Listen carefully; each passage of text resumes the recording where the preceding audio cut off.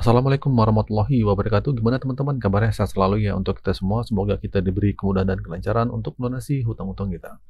Oke, jadi gini teman-teman ya. Kayaknya DC Pinjol tuh beneran udah mulai serempak turunkan DC lapangannya ya. Turun ke lapangan ya. Udah mulai serempak nih. Gara-garanya apa? Gara-garanya lu pada nanyain terus. DC datang ke rumah apa enggak bang? Aman apa enggak sih kalau gagal bayar? Alhasil, si DC kayak dapat pemicu buat beneran datang ke rumah kalian. Nah, lu takut kan? Pasti. Tapi coba deh pikirin, kenapa sih lu takut banget?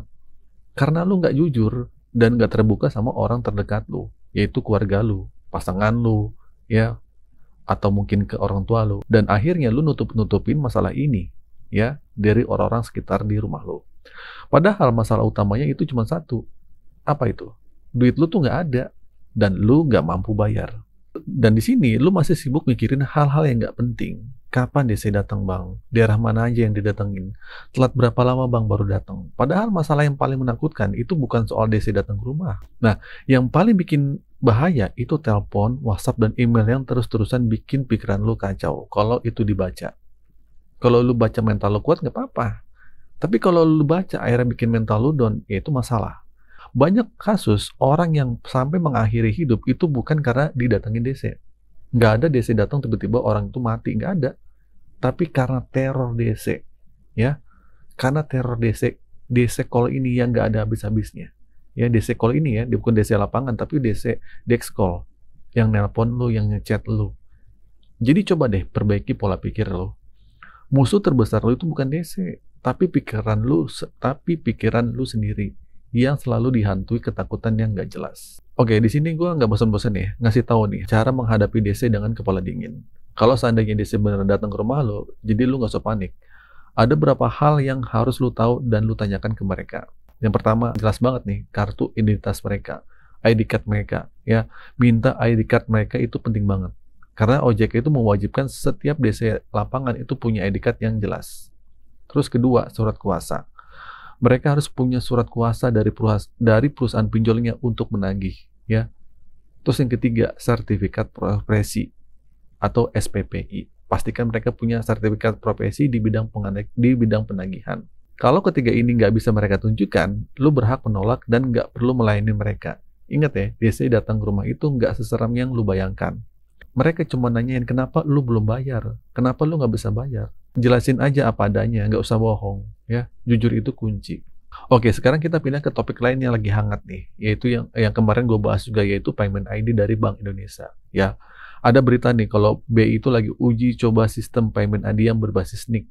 Nah, tujuannya apa sih? Katanya buat mengintegrasikan seluruh aktivitas keuangan kita, mulai dari rekening bank, kartu kredit, e-wallet, sampai pinjaman online lo. Awalnya diuji coba buat penyaluran bantuan sosial atau bansos. Nah, menurut BI, payment ID ini bisa bikin otoritas tahu profil keuangan kita secara menyeluruh. Mereka bisa lihat pendapatan, pengeluaran, investasi, sampai utang kita. Tujuannya sih biar sistem keuangan lebih transparan dan sehat. Contohnya buat menilai kelayakan seseorang buat dapat bansos atau buat pengajuan kredit di bank.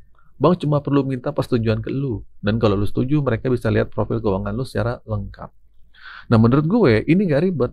Nanti ujung-ujungnya semua transaksi kita kena pantau dan bisa jadi kena pajak.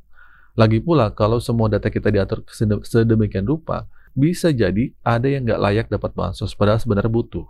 Cuman karena dia punya beberapa rekening atau terjebak utang, gue rasa negara nggak perlu tahu lah, ya, nggak perlu tahu jauh ngurusin hal-hal yang kayak gini. Nah, ini bisa jadi ada maksud tertentu di baliknya. Tapi kita lihat aja nanti gimana kelanjutannya tentang payment ID yang sedang rame ini. Ya, ada yang bilang nanti data kita bocor bang, dan seperti apa. Terus data galbay kita ketahuan. Ya udah, mau gimana lagi.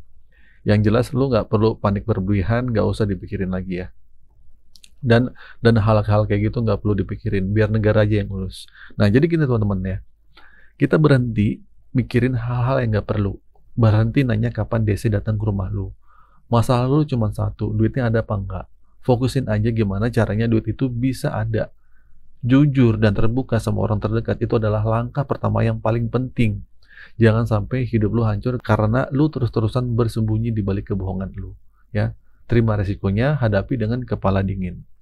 Soal payment ID, kita sama-sama pantau aja perkembangannya gimana ya. Jangan langsung takut atau percaya sepenuhnya. Oke? Kalau lu setuju sama apa yang gue sampaikan, jangan lupa like, share, dan subscribe channel ini biar makin banyak teman-teman yang tercerahkan. Oke, itu saja teman-teman video kali ini. Semoga video ini bermanfaat. Singkat saja, akhir kata dari saya, Assalamualaikum warahmatullahi wabarakatuh.